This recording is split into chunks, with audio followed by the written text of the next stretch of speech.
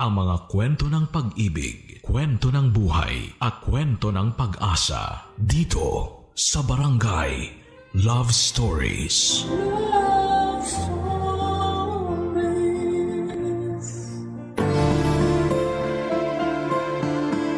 Maraming hindi inaasahang pagtatagpo ang nagbibigay ng kasiguraduhan at kasiyahan sa ating buhay. Mga taong sa hinagap ay hindi mo inaasahang magbibigay ng kulay at direksyon sa iyong buhay. Ikaw, kabarangay, nakilala mo na ba ang taong magpapabago ng buhay mo? Dear Papa Dudut, ako nga pala si Missy, 20 years old, isang Gen Z. Laging in sa kung ano man ang trending sa social media.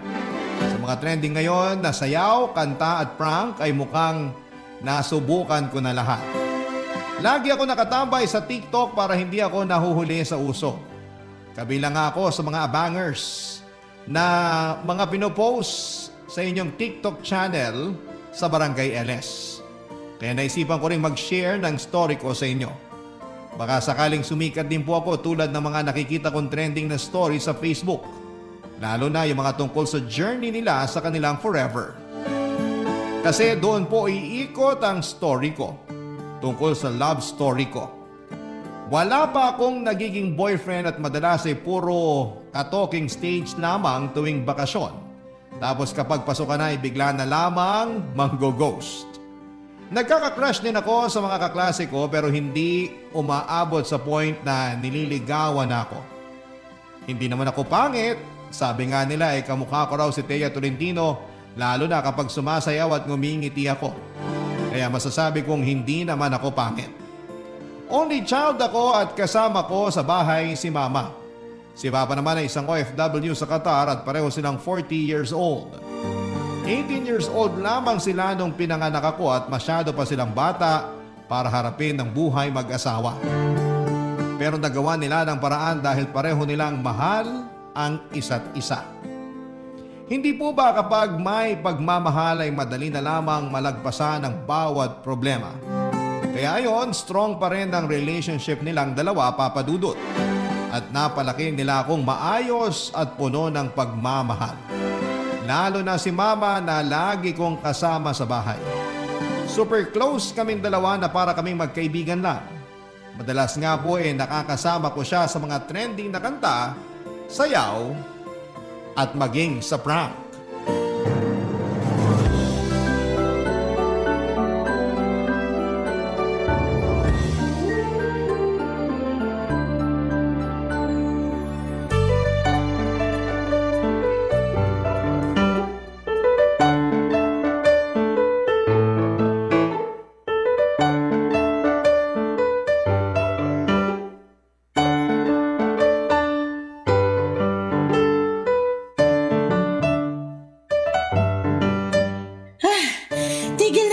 Kakasayaw.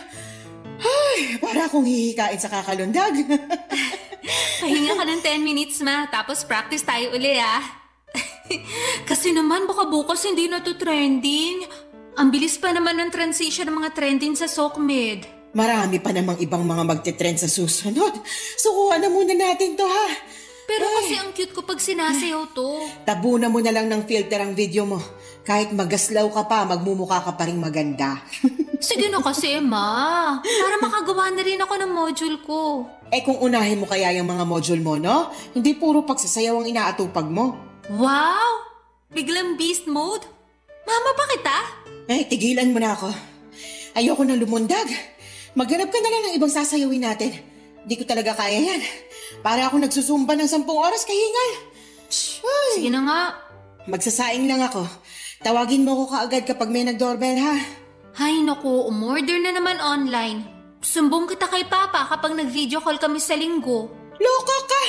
Magkakabit ng telepono yung darating mamaya. Kailangang mabantayan para makabitan na tayo ng telepono. Telepono? Telephone? Yung nagre-ring ng malakas? Yes! Bakit pa? Wala naman ang gumagamit ng telephone ngayon. Puro cellphone na lahat. Nandito na kaya sa cellphone natin lahat ng kailangan? Kailangan ko yan para pangtawag sa mga opisina. Lalo sa bangko. At kapag may inaasikaso sa City Hall at sa ibang government offices. Sasayang ka lang ng pambayad dyan, ma. Porque alam mong OFW si Papa kaya lustay ka, ha? Joke! Tumigil ka nga, Missy. Alam mo bang dahil sa telepono kaya kami nagkakilala ng papa mo? Dahil ba sa telephone kaya nabuntis kayo ng maaga ni Papa? Hoy, walang ganyan. Meron kaya? Hello, ito ako. Living proof na maaga niyo akong ginawa. Chos. 16 years old kami nung naging jowa kong papa mo, no? Tapos after 2 anniversaries, boom! Lumabas na ang bouncing baby girl niyo and that's me! Kahit naman maaga ka naming nagawa at wala sa plano, naging maayos naman kami sa'yo, lalo ng papa mo. Joke lang naman yun, ma. Mas sensitive ka pa sa akin, ako nga tong Gen Z. Ay nako, pag nalaman mo kung paano kami nagkatuluyan ng papa mo, baka makigaya ka na rin sa amin. Pero, hindi ka pwedeng magpabuntis ng maaga, ha? Yun ang wag mong gayahin. Paano po ba kayo nagsimula? Meron kasi akong song hits dati. Doon ko nakuha ang number ng papa mo. Song hits? Bago pa magkaroon ng internet, siyang kami umaasa sa mga lyrics at chords ng kanta na sumisikat sa radyo, lalo na sa mga mahihilig maggitara. Binibili yon mga 15 to 30 pesos. Depende sa mga kanta at kung sino yung nasa cover ng song hits. Parang magazine pero puro kanta ang laman. Kung puro kanta ang laman, bakit nandun ang number ni Papa? Kasali ba sa chords? Sa last page kasi noon, may mga nakaprint na sweet messages sa mga jowa. Tapos yung iba naman, naghahanap ng ka-phone pal.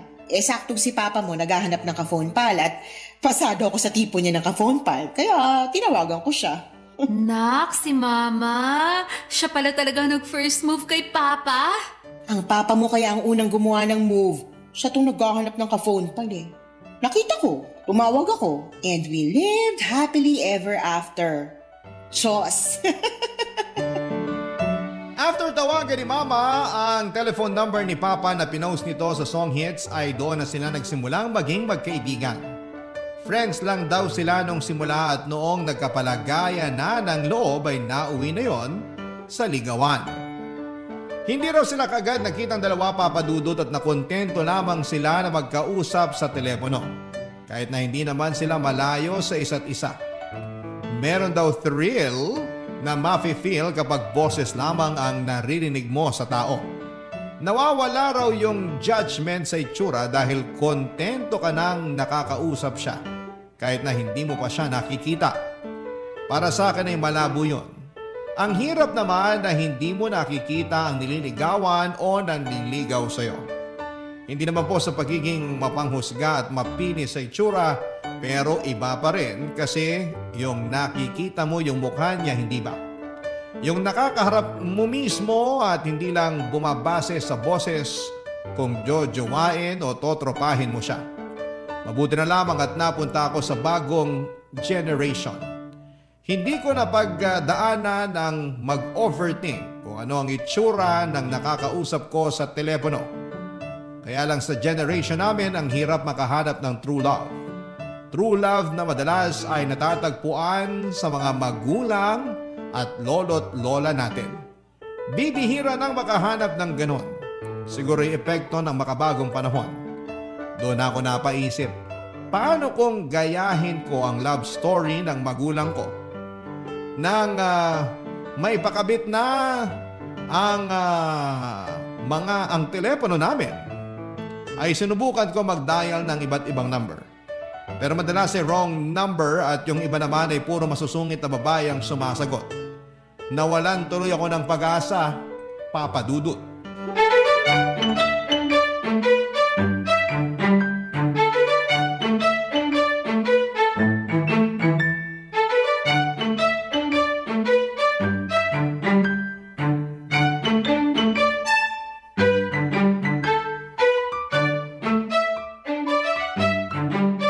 Masubukan nga tong telephone. Makatawag nga.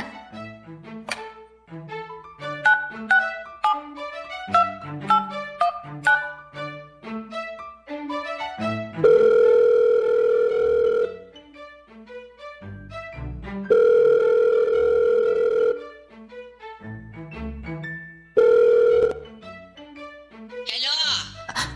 Hello po. Sino bang hinahanap mo? May binata po ba kayo dyan? Bakit ka naghahanap ng binata rito? Aasawahin mo? Getting to know each other muna, May. Lola. Kayong mga kabataan, paghaharot ang inuuna. Walang binata rito. Isa lang ang anak ko. 50 anyos na at pamilyado. May apo kayong binata. Mga 20 years old hanggang 25 po. Single and ready to mingle? Ay nako, magtatahi pa ako ng shorts ng anak ko. Sa iba ka na lang manggulo. Sige na, sige na. Don't. Che.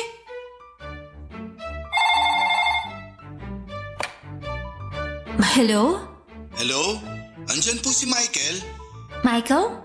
Opo, pakisabi naman si Sid. Maniningil lang sana ng inutang niya. Kailangan ko na kasi ng pera. Nako, same. Kailangan ko rin ng pera. Pwede ba siyang makausap? Gusto ko sana makausap kayo para makasingil ka na. Kaya lang, wrong number ka eh. Sorry. Ito kasi yung binigay niyang number. Wala ba siyang cellphone number? Mas madali mo siya makakausap doon. Nawala raw kasi yung cellphone niya. Kaya telephone number niya yung binigay sa akin. Parang ganyan naman lagi pag tumatakas sa utang, no? Ililigo ka palalo, wag lang mapush magbayad. Tama ka eh. Ano ulit pangalan mo? Missy ang pangalan ko. 22 years old, single. Ako naman si Sid. Ilang taong ka na? Single, married, it's complicated, may ka-talking stage. Ilan na ang nag-host? Single at hindi komplikado. Wala pang nag-host at mas lalong walang balak gawin. Ka-talking stage. Parang sa ngayon, ikaw pa lang tong babaeng nakakatok ko. Uy, ano ba yan, kuya? Landi na agad, wrong number ka naman. Ay, hindi ako naglalandi. Sinasabayan ko lang trip mo. Ayos yan, gusto ko yan. 5-star review ko sa akin. Kumusta ka naman? Okay lang ba makipagkwentuhan muna sa'yo? Pangtanggal lang ng inis dun sa nangutang sa akin. Walang problema, hindi naman ako busy eh. Tsaka naghahanap talaga ako ng ka-phone pal. Phone pal? Meron pa rin bang ganun ngayon? Parang maling henerasyon ka. Gusto ko kasi maranasan yung old school. Harut-harutan sa landline. Gusto mo ng kaharutan? Hindi naman kaharutan lang, phone pal. Yung makakausap ko talaga ng maayos at mapagsasabihan ko ng mga nangyari sa akin at mga sikreto kapag medyo deep na yung friendship or relationship. Gets? Gets ko naman. Nakakatuwa ka naman. Hindi lahat ng Gen Z gusto ng ganito Gusto nila laging nakaka-video call yung crush nila. Ibahin mo ko. Gusto ko mysterious. Pwede ka ba sa ganito? Si ako dyan. Para kunwari, nasa 80s or 90s tayo. Ang saya nito. Hindi ko inaasahan na noong mga oras na yon ay makikilala ko si Dexter. Wala pa akong masyadong tinatanong sa kanya sa first talk namin. Gusto ko kasi na habang tumatagal ay doon ko siya makilala. Yun kasi ang nakwento ni Mama sa akin. Hindi minadali ng parents ko ang pagkakakilala nila. Hindi katulad sa panahon ngayon na kasing bilis na ng pagbabago ng technology ang ligawan. Kaya mabilis ding natatapos dahil hindi pa nila nakikilala ng maayos ang mga nakakaligawan nila. Kaya sinabi ko sa sarili ko na I'll take it slow. Kasing slow ng simula ng love story ng parents ko. Mabagal man pero may pinuntahan. Hindi ko sinasabing jojowain ko na kaagad si Dexter Papa Dudut. Gusto ko lang noon na ma-experience yung na-experience ng magulang ko sa paggamit ng telepono. Kung magwo-workout man kami ni Dexter, edi masaya. Kung hindi, edi tatanggapin ko na lamang na hindi ako para sa telepono. Para ako sa cellphone at para ako sa social media. Naaliw ako makipagkwentuhan kay Dexter Papa Dudut. Matalino siya at marami akong natutunan sa kanya. Napapatawa niya rin ako. Nagustuhan ko rin ang voice niya dahil parang tunog opa. Malamyos ang tunog, heartthrob, parang DJ sa radyo ang boses niya. Nakakaaliw at nakakaadik. Tumagal siguro ng halos 2 oras ang pag-uusap namin. Hindi pa sana yon matatapos kung hindi biglang nag-doorbell si Mama para sunduin ko siya sa gate. Namalengke kasi siya. Nabitin tuloy ako sa usapan. Ang nakakainis pa ay hindi ko nakuha ang number ni Dexter dahil naibaba ko na kaagad ang telepono. Kaya naman nung gabi nagdasal ako na sana itawagan akong muli ni Dexter. Humingi po ako ng sign. Kapag tumawag siya ulit, trip niya ako. Kung hindi naman, edi thank you. Next na lang siguro. Ganon dapat ang atake sa life. Move on kaagad kung hindi mag-work, hindi ba? Pero sana tumawag pa rin siya, Papa Dudut. Barangay Love Stories. Barangay Love Stories. Mula nang nakausap ko si Dexter ay lagi ko nang binabantayan ang telepono namin. Panay ang hiling ko at dasal ko na sana'y tawagan niya ako ulit. Pagkatapos ng klase ay nagmamadali na akong umuwi ng bahay para makatambay na sa pwesto ng telepono namin. Nakahanda na rin ang merienda ko habang naghihintay sa tawag ni Dexter. Napansin ng mga kaklase at friends ko ang pagmamadali ko lagi na makauwi sa bahay. Nagtatampo na yung friends ko kasi hindi ko na sila nakakasama sa pagsasayaw o pagpatol sa mga trending na sayaw o kanta. Dati kasi ako lagi ang leader nila sa paghahanap ng mga trending, sa akin nakatoka yon. Pero mula nung nakausap ko na si Dexter ay hindi ko na yon ginawang priority. Priority ko nang makauwi lang ng maaga after ng class at saka mag-abang ng tawag niya. Nakakainis lang kasi hindi pa rin niya ako tinatawagan. Feeling ko noon napilitan lamang siyang makipag-usap sa akin para hindi naman nakakahiya na inabala niya ako dahil maling number ang tinawagan niya. Pero halos 2 oras kasi kaming nagkwentuhan. So feeling ko ay may something sa amin. Feeling ko ay interested siya sa akin, Papa Dudut. Kung sana lang ay nakuha ko ang number niya bago natapos ang tawag namin. Nainis tuloy ako sa sarili ko pero hindi ako nawala ng pag-asa. Nagabang pa rin ako at minsan ay nagdasal ako na sana kahit na wrong number ulit siya at matawagan ulit ang telepono namin. Ganon ko kagustong makausap muli si Dexter. Ewan ko ba, may pull talaga akong nafe-feel noong nagkausap kami. Feeling ko ay soulmates kaming dalawa. Napansin na rin ni Mama na lagi ako nakatambay sa telepono. Lalo na't bihira na rin akong tumutulong sa mga gawaing bahay kasi nga ay mas gusto kong nakatitig lamang sa telephone namin, Papa Dudut.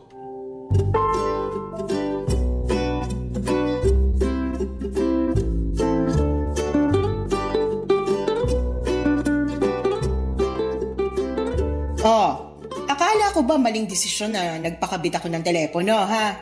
Ayun, hindi ka na makaalis-alis sa tabi ng telepono. Kulang na lang itabi mo na rin hanggang pagtulog. Pwede po bang i-transfer ko sa room ko, Ma? Aba hindi! Ako nagpakabit niyan at mas kailangan ko yan kesa sa'yo. Sino bang inaabangan mo tumawag sa'yo? Mga kaibigan mo? Hindi po. Wala namang telepono ang mga yun. Sino nga? Papagalitan mo ko Kahit hindi mo sabihin, pagagalitan pa rin kita kasi hindi ka na halos tumutulong sa mga gawaing bahay. Ewan ko, Missy, pero kapag naapektuhan ng grades mo dahil dyan sa kakadikit mo sa telepono natin, malalagot ka talaga sa papa mo. Si Mama naman, kontrabida sa love life ko. May love life ka na?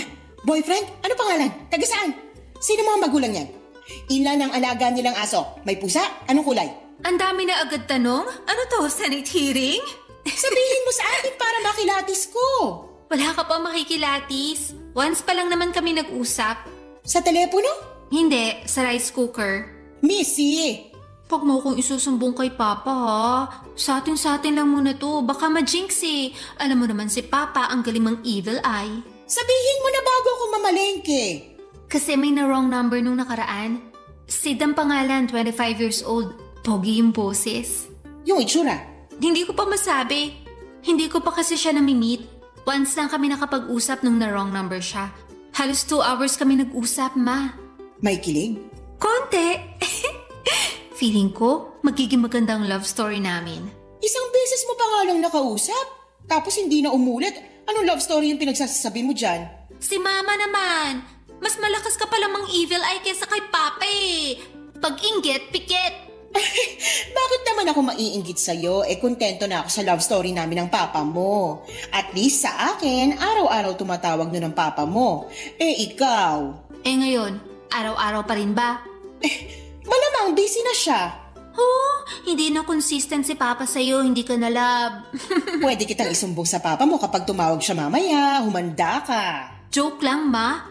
Ikaw nga tong naunang mga asar dyan eh, tapos ikaw din pala yung unang mapipikon. Hindi ako nangaasar, no? Sinasabi ko lang yung totoo.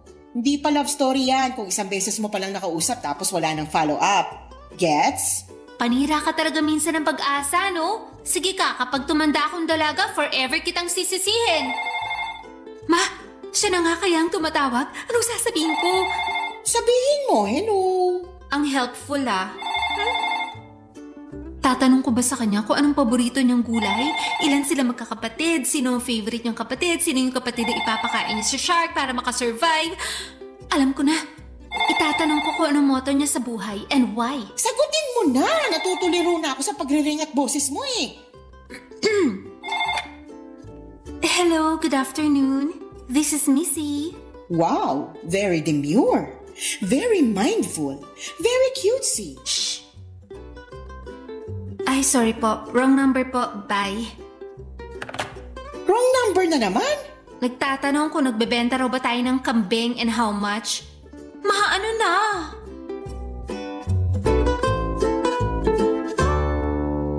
Napatawa na lang si Mama sa na-experience ko, Papa Dudut. Kahit ako ay gusto ko na ring matawa noon. Bakit ba kasi ako umaasa noon na tatawag muli si Dexter? Bakit ba ako umaasa na mauuwi sa nakakakilig na love story ang nangyayari sa amin? Isang beses lang naman kami nagkausap. Masyado pang maaga para umasa. Napansin ni Mama na nalungkot ako kaya tinigil na rin niya ang pagbibiro. Inaya niya akong lumabas para bumili ng ice cream. Kahit na wala akong gana noon ay sumunod pa rin ako. Gusto ko lang makalayo kahit ilang minuto lang sa telepono namin. Marami ako nasayang na effort at time sa kakahintay sa tawag ni Dexter. Ayaw ko nang magsayang pang muli. Charge to experience na lang, sabi nga ng nabasa kong post ng isang sikat na vlogger na pinafollow ko. Baka naman may susunod pa rin sa akin, Papa Dudut. Naisip ko na nagdedelu ako. Baka meron pang isang marong number at yun na ang forever ko. Sa mga sumunod na araw ay hindi na ako umasa pa sa tawag ni Dexter. Hindi na rin ako nagbantay sa telepono. Nagbalik loob na ako sa pagsasayaw at pagkanta ng mga trending sa social media. Kahit pa paano ay nakalimutan ko na nga si Dexter. Hanggang isang hapon pagka-uwi ko ay may inabot na papel si Mama sa akin. Sa pagtingin ko ay number yun ni Dexter. Ang akala ko ay pinaprank lang ako ni Mama. Pero sinabi niyang tumawag si Dexter at hinahanap daw ako.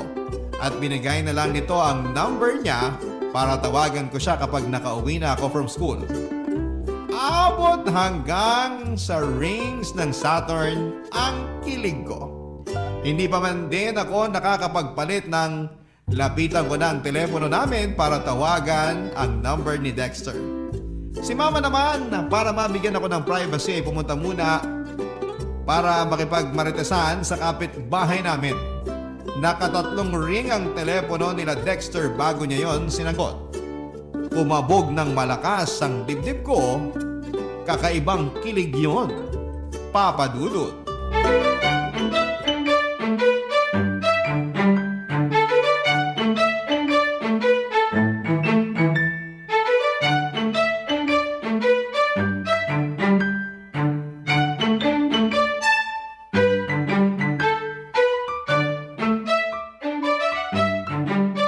Kala ko hindi ka natatawag. Parang inaabangan mo ang tawag ko ah. Hindi ah. Okay lang. Sinumbong ka na ng mama mo sa akin. Akala raw niya hindi na ako tatawag sa'yo. Inaabangan mo talaga ang tawag ko. Bakit ikaw? Hindi mo inaabangan na makausap ulit ako? Ibibigay ko ba ang telephone number ko kung hindi? Ilang linggo mo kaya akong ginost, no? Nakitawag lang kasi ako dati sa tindahan. Uy, bakit ka tumili? Alam mo ba, si Mama ko nakikitawag lang din sa telepono ng tindahan dati para lang makausap si Papa. Sabi niya 5 pesos per 3 minutes ang bayaran. Ang galing naman. Parang nauulit ang kwento nila sa atin. Kaya nga eh. Pero huwag kang mag-alala. Hindi na ako makikitawag sa tindahan para makausap ka. So, hindi mo na ako tatawagan?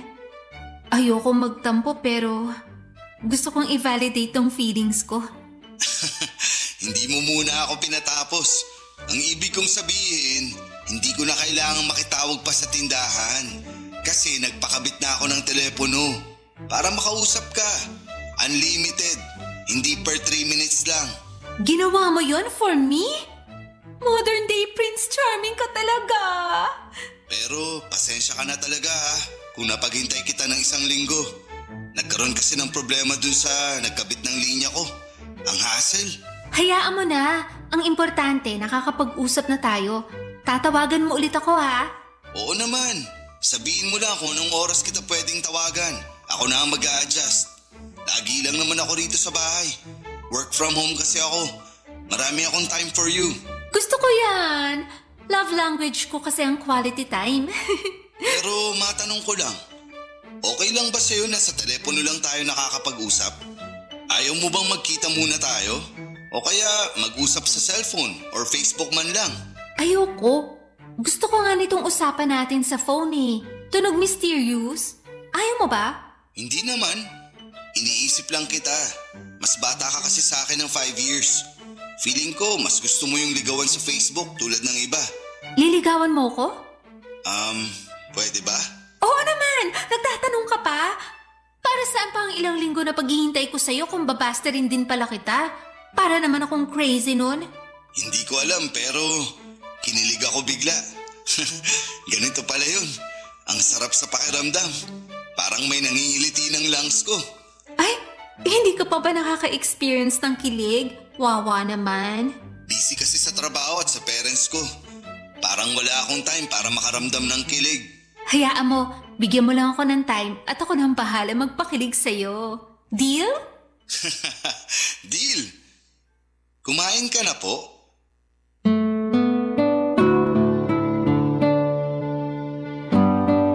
Ang simpleng linyang kumain ka na po.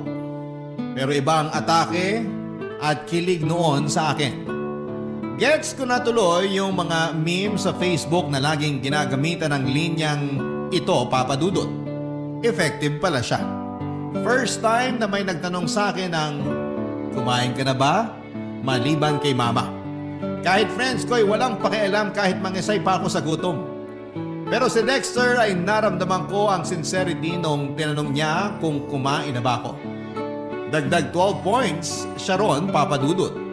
At mas lalo lang nadagdagan ang points niya sa akin nung kinantahan niya ako habang magkausap kami sa telepono. Pinipigilan ko lang na tumilid dahil baka isipin niya patay na patay ako sa kanya, which is true naman. Pero it's too early na ipakita yon sa kanya, hindi ba? Kunwari, dalagang Pilipina ako ng 80s. Ang exciting talaga, Papa Dudut. Hindi muna pala ako nagkwento kay mama tungkol kay Dexter. Gusto ko munang solohin ang nafe-feel kong saya. Araw-araw kami nagkakausap sa phone ni Dexter at nagbalik na naman ako sa pagmamadaling makauwi ng bahay. Nakalimutan ko na naman na ako nga pala ang leader ng mga kaibigan ko sa pagpatol sa mga trending sa social media. Mas inuna ko talaga ang love life ko kesa sa kanila na normal naman sa panahon ngayon. Kahit naman friends ko, nakakalimutan nila ako kapag may mga boyfriend na sila. Saka lang sila bumabalik sa akin kapag break na sila. So bakit hindi ako gumanti? Lalo kung magiging happy naman ako sa pagganti, hindi ba? Ang saya talaga na ma-in love, Papa Dudut. Lalo na kung mutual kayo ng nararamdaman. Hi pag-ibig, bakit ngayon ka lang dumating? Tadhana, bakit late mo rin pinarating si Dexter sa akin? Barangay Love Stories. Barangay Love Stories. Umabot na kami ng 3 buwang magkausap ni Dexter, Papa Dudut. At aaminin kong na-fall na ako sa kanya. Alam kong ganon din siya sa akin. Lagi niyang pinaparamdam sa akin na gusto niya ako. Pero hindi ko pa siya sinasagot at gusto kong mas makilala pa siya. Yung hindi ko pagsisisihan sa huli. Ayokong magmadali na sagutin siya kahit na excited na ako sa part na magiging official na kaming dalawa. Sinabi ko na papaabutin ko ng 6 months ang ligawan namin at doon ko siya sasagutin. Bale, binabantayan ko pa rin kasi noon kung may ilalabas siyang red flags. Pero so far naman ay green flag siya all the way. Hindi pa rin kami nagkikitang dalawa, Papa Dudut. Nag-decide kami na kapag sinagot ko na siya ay doon na lamang kami magkikitang dalawa. Pinaghahandaan ko rin kasi yon. Medyo nagkalaman ako the past few months dahil habang magkausap kami sa telepono ni Dexter ay panay ang lanta ko ng mga pagkain. Na-enjoy kong mag-food trip kapag kausap siya. Ganon din siya. Napansin nga yun ni Mama, sabi niya ay normal daw yon kapag nai-inlove sa isa't isa. Nakaka-enjoy daw kumain na magkasama. Napangiti ako kasi ganon yung... Kaya kapag nagkita na kami, hindi ba? Ay maaaring pareho kaming chubby. Mararanasan ko na rin yung food trip ng magkarelasyon na magkasama na kami. Excited na akong dumating ang araw na yon. Pero willing to wait pa rin naman ako para sa ikakatibay ng relasyon namin. Pinayuhan ako ni Mama na hindi ko kailangang magmadali lalo't pareho pa na nafe-feel ko. Paano na lang kaming mga bata? Tama naman siya. Saka syempre ayokong sumugal kaagad lalo't pwedeng si Dexter ang maging first boyfriend and first love ko. I want to make it special, Papa Dudut. Yon ang pinangako ko sa sarili ko. Kaya kahit medyo atat nang ma-experience ang full package ng loving relationship ay pinili ko pa rin na magtimpe, Papa Dudut.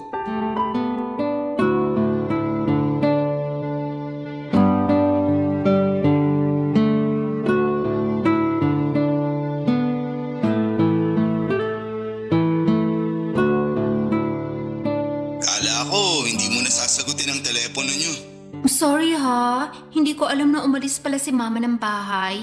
Wala tuloy sumagot sa tawag mo nung wala ako. Nasaan ka ba nun? Nag-alala ako eh. Baka ka ako, nakakita ka na ng opa sa daan at nakalimutan mo na ako. Che?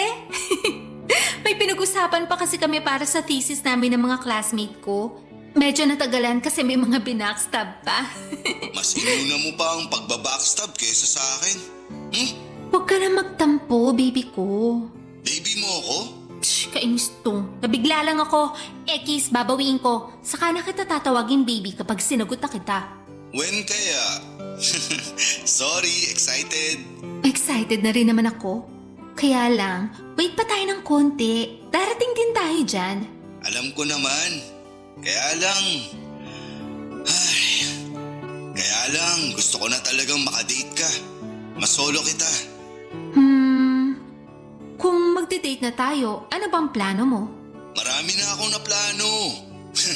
Pero yung gusto ko, ipasyal ka sa mga museum sa Maynila. Ipapakita ko sa'yo na walang kahit na anong sining ang papantay sa kagandahan mo. Naks, mukhang pinaghandaan mo yung pambobola mo na yan, ha? 2 weeks kong hinanda yan. Purihin mo naman. Pwede na rin. Tsaka ano pa? Tapos, maglalakad tayo sa Fort Santiago. Magbabaon ako ng kape natin. Ako mismo ang magtitimpla. May binili na nga akong mga thermal flask para sa ating dalawa. Isang black at isang pink. Yung black sa'yo kasi yun ang paborito mong kulay. At yung pink naman sa akin kasi yun ang gusto ko. Gusto ko yan. Ipagtimpla mo ako ng kape. Mas gusto ko yan kesa sa mga nabibili sa mga shala na coffee shop. Tapos, ikaw nang bahala sa biskwit ha? Kung papayag ka nga, magluluto sana ako ng adobong manok. Tapos lalagyan ko ng maraming itlog pugo at sili. Picnic tayo. Gusto ko yan ha. Picnic at adobong maanghang. Damihan mo ang siling labuyo. Paborito ko yun. Ikaw pa ba? Malakas ka sa akin eh. Tapos sa gabi, maglalakad tayo sa Jones Bridge. Maganda ang pailaw dun sa gabi. Para tayong nasa Hong Kong o Paris. Hindi pa ako nakapunta dun. Sige, puntahan natin. Bili ka ng chocolates at pulveron ha. Para habang naglalakad, may nakakain tayo. Hindi mo na kailangang sabihin yan. Bibili talaga ako. Lagi mo kayang sinasabi na paborito mo ang chocolates at pulveron. Lalo yung may kahalong durog na mani. Ay, pero magsimba pala muna tayo. Okay lang ba sa'yo? Mukha na ba akong demonyo para tanungin mo kung okay lang sa akin na magsimba? Baka lang kasi hindi mo na isali sa itinerary ng date natin. Gusto ko, hanapin mo ang pinakalumang simbahan sa Maynila. Doon tayo magsimba. Marami na kasing dininig ng mga hiling at dasal ang mga lumang simbahan. Sabi yun ni Mama sa akin, dasal daw ng ilang dekada ang nagpapatibay ng mga lumang simbahan. Sakto! Dadalhin kita sa San Agustin Church. Yun ang pinakalumang simbahan dun. Alam mo ba na yun lang ang simbahan na nakaligtas sa mga matitinding pagbomba ng World War II? Wow! Hindi ko alam yan Kakainis ka. Oh, bakit naman nakakainis ako? Kaya ang daling ma-fall sa'yo kasi ang talino mo. Kahit hindi pa kita nakikita, alam kong ikaw na talaga. Ang gwapo ng utak mo, boy. Parang masama pa ang loob mo na ako na ang dawan para sa'yo. Masama lang ang loob ko kasi hindi na ako makapaghintay na makita ka. Pero alam kong kailangan ko pa maghintay. Totoo ang sinabi ko kay Dexter kaya mabilis din akong nahulog sa kanya dahil sa katalinuhan nito. Hindi kasi ako masyadong matalino. Talented ako sa pagsayaw at pagkanta pero aminadong nabibitin ng grades madalas sa school. Pero dahil kay Dexter ay natulungan niya akong makapasa sa mga subjects ko sa eskwelahan. Maski sa thesis ko ay tinulungan din niya ako. Matalino talaga siya. Lagi ko nga yung piniflex kay Mama. Boto na nga rin si Mama sa kanya lalo na noong nag-share sila sa isa't isa ng mga trivias tungkol sa Pilipinas. Nakwento ko na rin siya kay Papa pero hindi pa sila nagkakausap na dalawa. Pero binigay naman ni Papa ang blessing niya sa amin na kung sakali mang magiging kaming dalawa ay papayagan niya. Nakita kasi ng parents ko na umayos ang grades ko mula nang nakilala ko na si Dexter. Akala nila inspired lang ako mag-aral dahil kay Dexter pero ang hindi nila alam, si Dexter ang nagiging tutor ko at minsan ay siya na ang gumagawa ng mga assignments ko. Walang araw na dumaan na hindi ko naiisip si Dexter. Naging part na rin siya ng routine ko at hindi kumpleto ang araw ko kapag hindi nagre-ring ang telepono at siya ang napapakinggan kong nag-hello. Ganon na ako ka-in love sa kanya, Papa Dudut. Patuloy pa rin ang efforts niya sa akin at lagi siya nagpapadala ng pulburon sa akin weekly at may kasama pa yung isang pink na rosas. Ano pa bang hihilingin ko sa first love and first boyfriend ko kung sakali? Kahit na hindi kami magkatuluyan, sa huli ay sigurado ako na isa ito sa mga kilig story ko pagtanda. Hindi ko na nga mahintay pa na umabot ng 6 months bago ko siya sagutin. Sinabi ko na sa kanya na gusto ko nang magkita kami. Bala ko kasi noon na sagutin siya in person para makita ko kung gaano siya kasaya na napasagot na niya ako. Tinawagan ko siya isang gabi nang hindi pa ako makatulog. Nagulat nga siya dahil siya lagi ang unang tumatawag sa aming dalawa, Papa Dudut.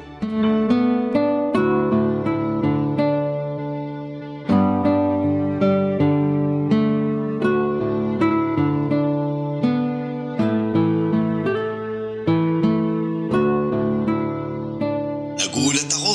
Bakit bigla kang tumawag? Ayaw mo ba? Gusto ko, syempre. Kung hindi nga ako makakaistorbo sa pag-aaral mo hindi ko natitigilan ang pagtawag sa'yo. Naisip lang kasi kita. Na-miss. Sakto nga kanina bago ka tumawag. Iniisip din kita. Na-miss din kita. Kanina ko pa nga ini-imagine ang totoong itsura mo Sana naman. Hindi ako dehado sa imagination mo Naku, hindi Ikaw nga itong pinakagwapong lalaki na na-imagine ko. Huwag mo naman masyadong taasan ang expectations mo sa itsura ko Baka hindi ko naman mabuhat yan. Kasalanan mo naman kasi. Sobrang green flag ka. Puro magaganda lagi nakikita ko sa'yo. Paano kung may pangit kang makita sa akin? Bakit? Pangit ka ba? Uy, hindi ako pangit. Grabe, pag pangit, itsura agad. Hindi mo na itatanong pero sabi nila, malaki ang hawig ko kay David Licao ko. Sayang. Bakit sayang? Hindi ko kasi kamukha si Barbie Fortesa. Match na sana tayo. Kahit mukha ka pang talampakan at hinliliit ni Barbie Fortesa, para sa akin, ikaw pa rin ang pinakamaganda. Walang tatalo, kahit sino. Tingnan mo na. Kaya ang taas ng expectations ko sa'yo dahil dyan sa panglalandi mo sa akin. Ay naku. Awat na ba ako sa paglalandi sa'yo? Wag! Dapat nga sobrahan mo pa kasi... Kasi ano? Kasi malapit na kitang sagutin. Wala pang 6 months ha. Ayaw mo ba? Gusto ko siyempre. Ako nga tong atat sa atin lagi. Magkita tayo bukas? Sunduin mo ako sa school? Ano hindi ako pwede bukas. Sasamahan ko magpa-check up tatay ko. Sa Friday kaya? Sakto wala na akong pasok kinabukasan. G? Hindi rin ako pwede ng Friday. Check up naman ni nanay.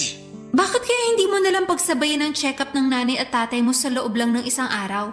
Para hindi ka na rin mapagod. Magkaiba kasi sila ng doktor. Medyo magkalayo yung mga klinik. Sa weekend? Di ba day off mo sa work pag weekend? Wala rin akong pasok. Rest day ko yon kasi hindi muna namin aasikasuhin yung thesis namin. Ano na, G? Teka, itatanong ko kay nanay kung wala silang lakad. Bakit kailangan mo pang tanungin? Para ano? Magtatanong lang ako. Ewan, gusto ko lang magtanong. Kung pagaganahin ko ang toyo ko ngayon, iisipin ko na ayaw mo akong makita. Hindi naman sa ganun. Pero mukhang alanganin din ako nitong weekend. Sige, ikaw na lang magsabi sa akin kung kailan ka free. Ako na lang ang mag-a-adjust. Siguro, morning ng Tuesday? Teka. May klase ako ng Tuesday morning Diba sinend ko naman sa'yo yung schedule ng mga klase ko?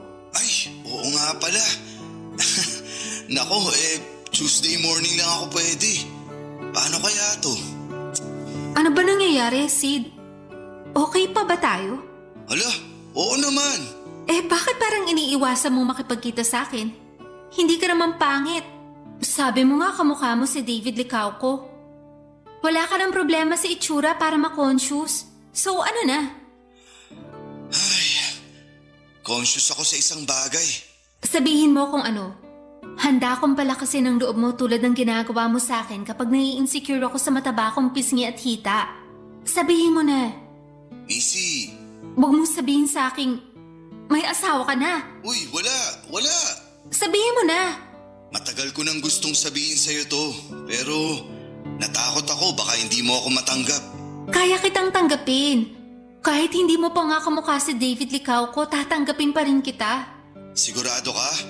Kahit anong sabihin ko sa'yo, tatanggapin mo? Oo, kasi mahal kita. 40 years old na ako. 40 anyos. Kaedad ko ang parents mo. Hindi ako kaagad naka-imake sa inamin ni Dexter Papadudut. 40 years old na siya. 40. Parang 20 pesos na pinagdikit sa wallet. Kaedad niya ang mga magulang ko. Napansin ni Dexter ang pananahimik ko noon. Mahina siyang nagsorry at sinabi sa akin na akala niya nung unang beses na nakausap ko siya ay hindi na masusundan yon. Kaya nagsinungaling siya sa akin at sinabing 25 years old na siya. Kaya lang daw hindi niya napigilan na magkaroon ng interes sa akin dahil napapatawa ko raw siya. Hindi ko alam kung paano tatanggapin ang binalita niya sa akin, Papadudut. Napadiin nga ang hawak ko sa handle ng telepono. Hanggang sa sinabi ni Dexter na tatawag na lamang siya ulit kapag nawala na yung pagkasyako. Nauna nang nag-bye-bye si Dexter sa telepono, Papadudut. Pero ako'y hawak ko pa rin ang handle ng telepono kahit narinig ko na ang pagkaputol ng linya. Hindi ko pa nasasabi kay Mama ang tungkol sa mga nalaman ko kay Dexter, Papadudut. Alam ko magagalit si Mama at baka ipaputol niya ang telepono para hindi kami makapag-usap muli ni Dexter.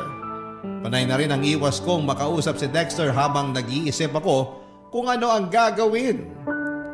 Nagpapalate ako ng uwi para hindi ko maabutan ang tawag niya at masaktuhan si Mama na makausap niya. Naguguluhan talaga ako at nalilito. Gusto kong bawiin ang pagmamahal ko para kay Dexter dahil sa mga nalaman ko, pero hindi ko po kaya. Kahit kasi ganon ang mga nalaman ko ay alam kong may feelings pa rin ako para sa kanya. Hindi ko alam ang gagawin ko mga kabarangay. Sana'y matulungan po ako ng mga listeners ninyo para makapag-decide. Issue sa akin ang age gap namin na 20 years. Ang awkward para sa akin dahil kaedad niya ang parents ko, pero mahal na mahal ko na siya. At siya na talaga ang gusto kong maging karelasyon. Hihintayin ko po ang advice ninyo mga kabarangay. Maraming salamat po. Ang inyong kapuso at kabarangay forever, Missy. Barangay Love Stories. Barangay Love Stories. Kwentuhan naman tayo dito sa comment section. Nagustuhan ng iyong napakinggan? Ituloy yan via live stream sa www.gmanetwork.com/radio.